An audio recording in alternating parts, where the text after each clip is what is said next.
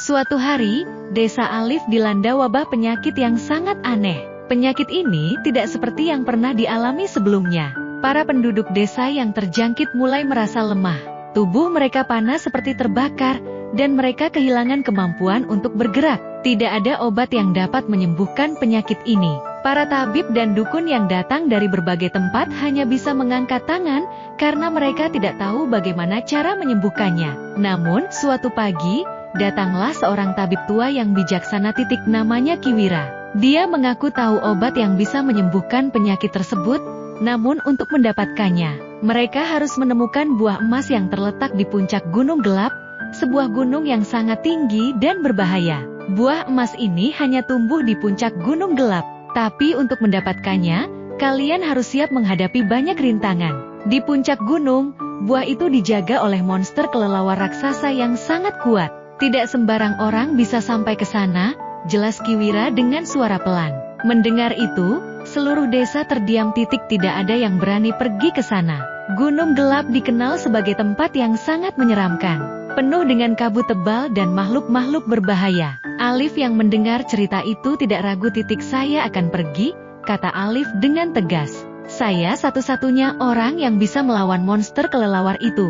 Ibunya, yang sangat khawatir, mencoba mencegah Alif, namun sang anak sudah membuat keputusan. Jangan khawatir, Bu. Saya akan kembali dengan buah emas itu dan menyelamatkan desa. Dengan hati yang penuh tekad, Alif memulai perjalanannya menuju Gunung Gelap. Di sepanjang jalan, ia melewati hutan lebat dan sungai deras. Walaupun cuaca semakin buruk dan angin kencang mulai berhembus, Alif tidak berhenti. Ia tahu banyak nyawa yang bergantung padanya. Sesampainya di kaki Gunung Gelap, Alif melihat pemandangan yang sangat mengerikan. Kabut hitam menyelimuti seluruh gunung, dan suara deru sayap kelelawar terdengar semakin mendekat. Alif menguatkan hati dan mulai mendaki gunung dengan cepat.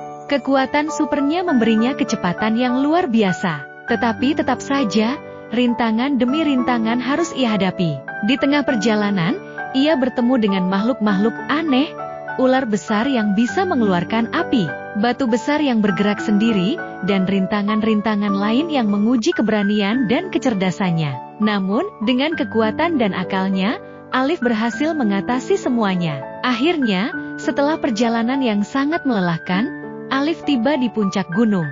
Di sana, ia melihat sebuah pohon besar dengan buah emas yang bersinar terang, tergantung di cabangnya. Namun, di sekitar pohon itu terbang monster kelelawar raksasa yang bersayap lebar, dan memiliki mata merah menyala. Alif tidak gentar.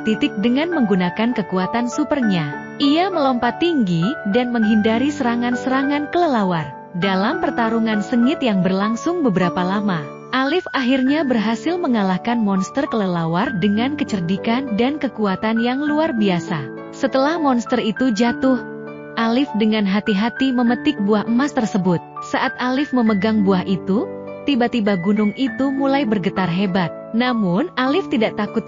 Ia segera berlari turun dari gunung dan kembali ke desa. Sesampainya di desa, Alif memberikan buah emas itu kepada Kiwira. Tabib tua itu segera membuat ramuan dari buah tersebut, dan memberi obat itu kepada orang-orang yang sakit. Tak lama kemudian, penyakit aneh itu mulai sembuh. Para penduduk desa yang sebelumnya terbaring lemah kini mulai bangkit kembali. Alif kembali menjadi pahlawan di desa, namun kali ini, ia tidak hanya dikenal sebagai anak yang memiliki kekuatan super, tetapi juga sebagai anak yang berani menghadapi bahaya demi menyelamatkan orang-orang yang ia cintai. Dan desa itu pun kembali damai, berkat keberanian Alif, sang superhero kecil yang tak kenal takut.